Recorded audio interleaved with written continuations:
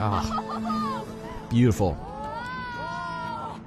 So, this part I found, it's pretty awesome. It's really easy, but this part for me has been notorious for glitching on the corners here. If you're not too careful, you're gonna get caught on invisible walls up the walls zoo, and just be really careful. Stay far away from the edges, and you should be fine. But they are not very forgiving. Just the slightest graze, and you'll automatically die. Even if they'll still be laughing. It's funny. Some of the death animations in this game are hilarious, just because if they're doing a weird animation like calling each other, or like pulling on something, or on here where they sound like they're having a lot of fun, they'll still be making those noises as they're dying, even after they know they've reached their utmost death. No, be careful, be careful. There we go. Oof. Oh! That's not good. Oh no! Uh-oh. I feel like that would have happened regardless of whether or not the bats came and fucked our detail, but we need to be careful. How are we going to gain altitude now? See, this part always kind of confused me, because even though, like, do we just catch a draft, or... Oof. Well...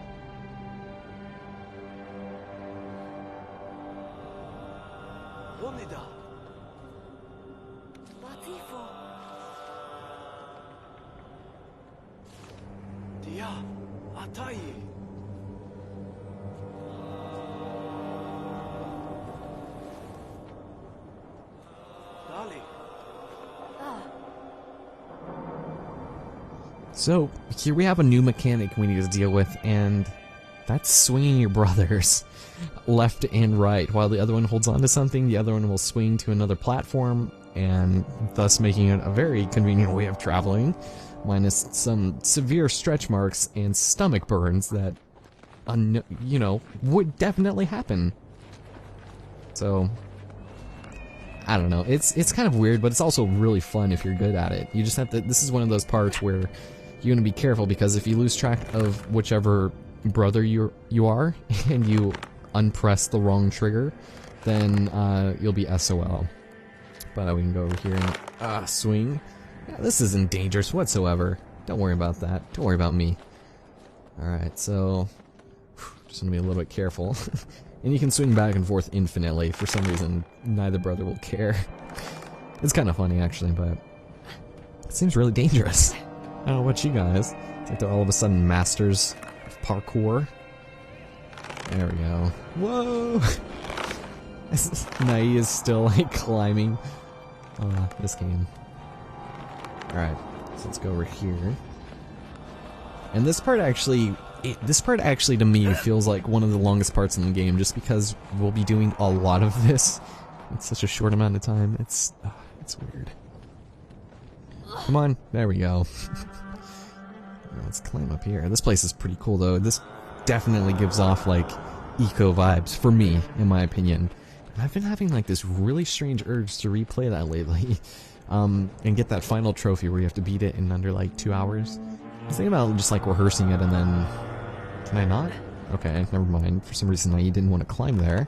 This is fine, actually. Don't know how he's doing that. Some pure skills right there. It's like, how do you do that, even? I don't know. But, yeah, I think eco, speedrun, status, nonsense would be pretty cool. And just make a video of that in better quality, not shitty commentary. And let's go and swing. Swing from the tingles of my heart. There we go. There we go. Why'd I say there we go? I thought that was gonna make it. There we go. There we go! So I love how Nai doesn't even care that his older brother's swinging so ferociously from his waist. Alright, concentration time. Just don't let go of the wrong trigger. And you're good! And actually, this gives you a false sense of danger, I guess, because your dominant brother will never, like, fall off. You'll always just both be safe, regardless of whichever one you're on. But of course, this one they both fall off, so... Some pretty strange statues, though. Kind of makes you wonder where we are, like, in relation to their world. Like, would this be the equivalent of, I can't even think, like, Buddhist temples or something? Like, I can't even think of too many, like, religions that have, you know, weird... Let's climb up this. Sorry, I'm looking at this. Like, weird statues they worship. Like, I don't know. We do that more to, like, real, actual people. So maybe there are some real people here. Because they looked humanoid, at least. Alright, let's go over here. And actually, let's see. Let's see if this part screws me over. Every single time I've played this, I get stuck with Naya. And it looks like the same thing is happening here. Game, why are you doing this? I don't think I can even climb back down or anything. Really? Nothing? Okay, I've usually been able to get him out, but it's usually done by now. Let me cut back in just a moment. There we go. Oh my god, that took like a minute straight. Jesus. I don't know what I even got caught on there. And actually, before we go, I just wanted to double check the scenery here just because, man, can't really zoom out the camera very well, but also I don't think there are any more benches we can look at, but that's okay. I think there's only one more bench for the rest of the game, and it's the only one that matters. So let's go over here and climb some more on the outside of this treacherous tower. And this part really, there's nothing really to this part at all. It's just continuing onwards, and it just feels like it drags on, at least for me. This is definitely one of the more long-winded areas in this entire game, so that might just be me. Who knows? Let's climb up, head on in, and sweet. Looks like for some reason this place is gonna start falling apart. Despite our incredibly miniature stature, this place seems to just fall apart to whatever decides to walk upon it. Weird. Alright, you wanna be careful. I don't even know if you can fall off or die from any of those. I've never tried it. I'm sure if one of you fell, this other one would fall as well. Oof. Good thing we weren't on that. It's a weird table down there. Everything seems significantly larger, though. Interesting. If I do say so myself. What is this place, even? If there's stairs here, what would that little area that we just walked across be? Like, in a real house? Like, I don't know, it doesn't make sense. They just needed to have a collapsing floor for no reason, I guess. I don't know. But we've almost reached the end of this part, so that's pretty cool. And that's a very distressing noise, I'm not gonna lie. It sounds like that animal really wants to be free. Alright, now you swing to your heart's content. Ugh, there we go. Now I think we can actually just climb up from here, right? Let's try it. Oh, there we go.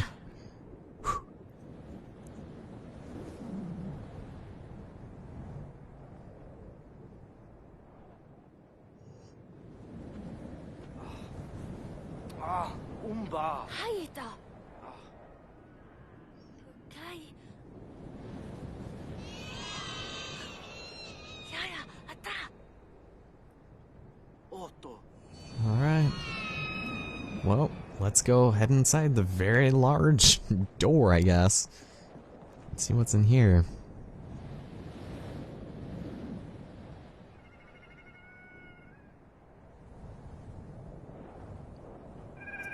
There he is.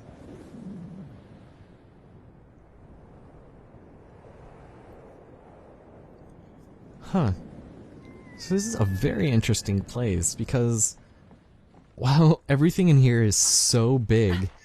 We already saw the ogres, which were already significantly larger than us, but not on this scale. Oh, he stepped in the wax. Huh. So, hopefully, whatever lives here decides not to come back. Although, it's interesting because, judging by all the books that are here, as well as, like, this microscope, and amongst other things, you would assume that this creature would possibly be fairly intelligent.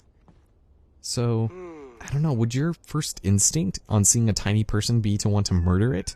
I mean, maybe just some of you fucked up folks at home, but I hope it's not whatever lives here. who apparently created a griffin, of all things. Ara, dahi? So this is, again, another fairly easy puzzle. And some pretty cool illustrations, though.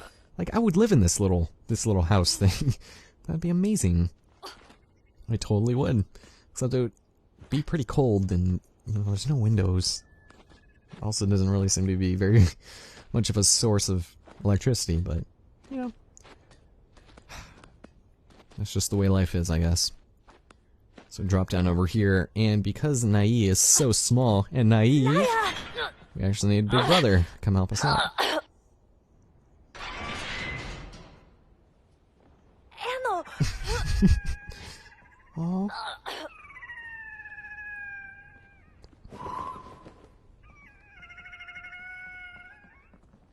Aw, poor little animal.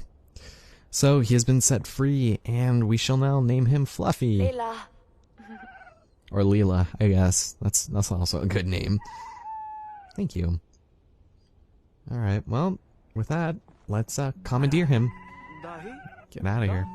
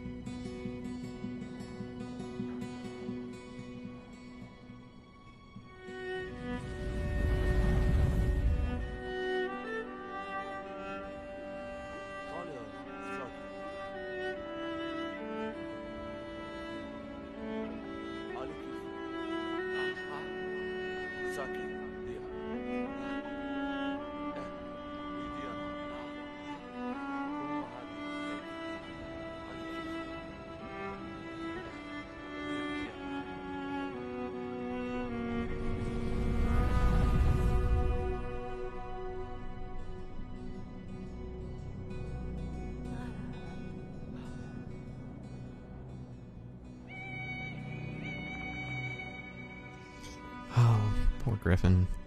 He seems a lot larger here than he did when we uncaged him, but still, he used his last dying breath to help us get over here, to help us save our dad, and now he doesn't even want to pay his respects to him. He just wants to infinitely pick up his feathers, sell them for his own personal profit. It's not very nice. With that having been said and done, we are almost there, you guys. It's the end of the 4th chapter. And off we go to No Man's Land. Find the Tree of Life? Hopefully.